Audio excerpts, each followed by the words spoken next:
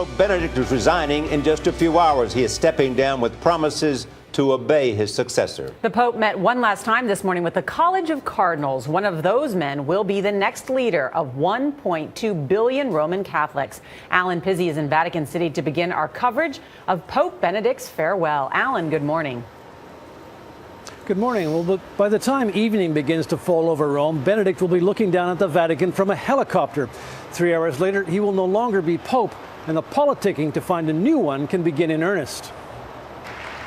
In one of his final acts inside the Vatican, Pope Benedict said goodbye to the cardinals, Pater et Filius, 67 of whom he had elevated to their position as a prince of the church. Addressing what he called the future pope among you, Benedict promised his unconditional reverence and obedience.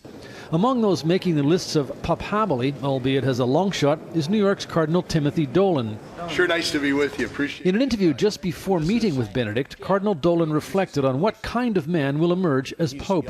All these other qualities, where they're from, languages they know, leadership skills, managerial competency, that's gravy, isn't it? But boy, you better look for somebody who reminds us of Jesus, which in a way, Alan, is another word for you're looking for a holy man. Benedict was widely seen as a great teacher and a less than efficient manager of the vast church bureaucracy. Isn't not the big problem that the next pope's going to face is cleaning up the church? Sadly, we leaders of the church, and that's why we say mea culpa, through my fault all the time. Sadly, tragically, we leaders of the church have often given people reasons not to have trust in the church anymore.